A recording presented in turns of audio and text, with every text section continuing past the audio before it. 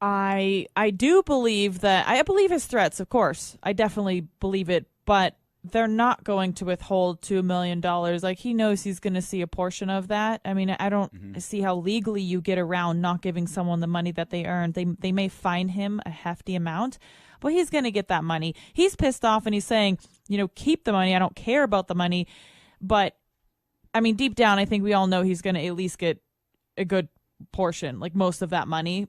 I believe his threats, though. Like, I believe that if they do cut, I think it's honor first. And I think that's what this whole feud was about. Like, I said it time and time again that Khabib had me entirely fooled. He was so calm and cool and collected. And he even looked just maybe a bit nervous walking into the octagon. And I wasn't sure what I was going to see out of him. But he fought a perfect fight. He was calm and collected the whole time. He beats Conor.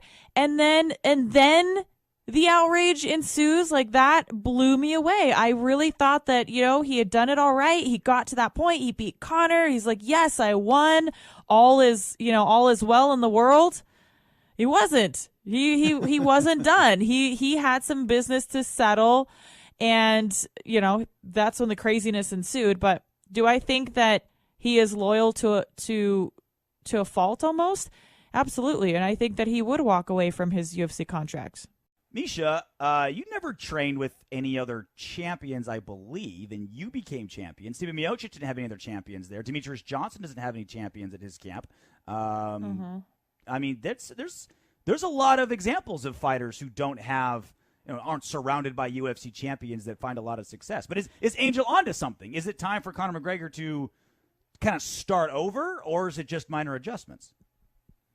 Well, I mean, what I think is I love his loyalty to his team. I love the fact Conor McGregor is a very smart man, and you cannot just say because he lost one fight that he's doing it all wrong. I kind of hate it when fans do that because they tore me apart. For any time I would lose, I need to move camps. I might as well just move to another planet to fix whatever happened. It's like no, it happens. Sometimes you just get out game planned or whatever. You have a bad night. Maybe you had injuries coming to the fight. It doesn't matter. Point in case is there's great fighters in gyms that are unknown names that, at one time nobody knew who Khabib was, and he was a great partner for his guys. At one point, nobody knew who Conor was, and he was a great partner for his guys. There's constantly up-and-coming talent that's going to be great to push you and make you better, and I don't think that losing one fight means that you need to, change gyms and do something different, because I've been really impressed, honestly, with how well Conor's done throughout his career, not only through his evolution and how fast he learns, but a lot of times how quickly he's able to adjust in his game plans and how smart he is when he comes with his game plan. He had a great game plan for Khabib. It just didn't work because Khabib was just that much better. It wasn't the game. I don't think it was a game plan issue. They knew what they needed to do. He just got beat by the better man that night. I can't think of a more obvious mismatch. Yep.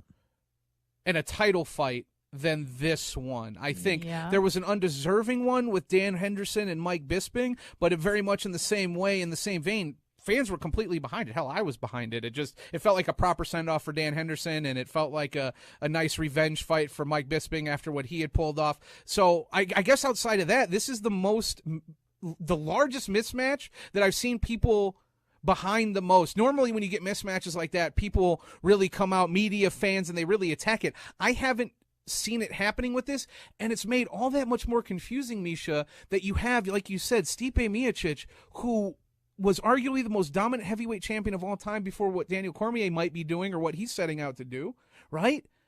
If anyone's more deserving of an instant rematch and to not have a mismatch like this, he's not injured. Yeah. He's not on the shelf. He's ready to fight. Because otherwise it seems desperate. I mean, people are looking at that, and we just watched Derek Lewis get his butt kicked because he was tired in a 3-round fight. The majority of that fight, he was losing because he was tired. And, he's a crafty dog. He's never out of the fight. He did get that knockout. He is not Daniel Cormier. Yeah. So imagine what Daniel Cormier is going to do. Somebody who is much more well-rounded and developed at this point in his career. I'm not going to lie. I'm not going to sugarcoat it. It's a terrible fight. Yeah. It's a terrible, terrible idea. Yeah. And then we're not going to get a post-fight fight speech from Derek Lewis in that fight because why are you saying that? No. He's going to be unable to chat? Pretty surely to lose that fight. You know, let's be honest. This is not a good fight for Derek Lewis. So yeah, it's not a good look that the UFC is making changes, and I wouldn't say they're for the better. What I think is really interesting about this is that it's for the light heavyweight belt, who is currently owned by DC. Yep. Daniel Cormier. Now, Daniel Cormier last fought for that light heavyweight belt January 20th of last year. So by the time that John Jones and Gustafsson fight each other, it will not have been a year since he's defended that belt. Daniel Cormier is defending his his heavyweight belt, but I find that interesting that they're going to strip him. I mean, is Daniel Cormier agreeing to this, or is this just an executive decision by the UFC to just say, "Hey, we want this to be a title fight"? Yeah. And is that okay? Yeah, I think it is. I mean, well, it's a loaded question in the sense like what's okay in today's current landscape of UFC title fights, right? Like as we see interim titles getting handed out, you know, sometimes in some divisions like multiple, right? Like multiple interims in certain divisions. So, you know, historically, I guess you could raise an eyebrow, like if this was the UFC 10 years ago, like, hey, wait a minute, pump the brakes. But this is a whole new era of UFC. So, no, I mean, I understand why it's happening. Yeah, but you're going to strip Daniel Cormier from a belt that he earned? Yeah. To give it to John Jones, who his last fight was a no contest for a failed drug test. Yeah. I don't understand it. Against the guy who's 2-2 in his last 4. Right. I mean, if you can take it a step further. I don't know. It makes my brain hurt. You've broken Miesha. Yeah. UFC. You broke my All brain. right, you broke her brain. the hard drive is not rebooting. Yeah, like I don't get it. I'm super excited for this fight. Right. I don't feel like it should be a title fight. I don't. I think that if Daniel Cormier anyway says, I will fight the winner of those for my belt, then this should not be a title fight. This should be a number 1 contender fight. Now, if Daniel Cormier said, look, I'm not going back down to light heavyweight, go ahead and make this a title fight, I get it. I haven't heard that from Daniel Cormier. Sijara Eubanks, who was slated to face off against Valentina Shevchenko in what was going to be the essentially the makeshift UFC 230 main event, right? Remember that? Well, that's off. Now, Joanna and Valentina is back on, and now Sijara is left without an opponent.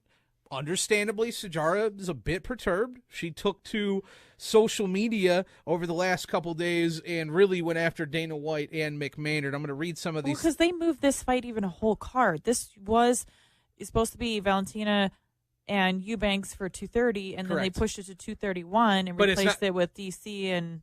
Correct, but now Sijara's not out. Right, she's not even fighting now. Yeah, she lost her opportunity to fight for the title that she lost before. So she's really losing out. Understandably upset. Here's some of the tweets she sent out at Dana White, at McMahon. Bunch of fucking cowards. You pull me from this thing and you'll regret it. Put me on. Here's another one. Put me on the undercard. Put me on co-main. I don't care, but put me to the flyweight title shot. I've earned my shot. This is my time. Quit running this thing like a circus. This is my life you're playing with. I guess a couple things to take away from there. First, I've earned my shot. This is my time. Yeah. I don't agree. Right. I mean, she had her shot. She didn't make weight, and then she had her shot again, and it got taken away. But earned? Yeah, I understand. She's probably emotional when she's tweeting this out, sure. and to get promised something and get your hopes up. I know what that feels like. I had that happen to me, and at that time, I felt like I had earned it as well. I don't think that at 3-2 that you can really say that you've earned it as far as your record speaks. So I don't agree with that, but I do understand where she's coming from as far as being frustrated. Yeah, and running this thing like a circus. Yeah, and absolutely. I couldn't concur more. I completely agree with her. Yeah. So I share her frustration, but she just, a choice of words to say, I've earned this. No, like I've been promised this. Yes. You know, and according to that, you do deserve a title shot because they said they were going to give you one.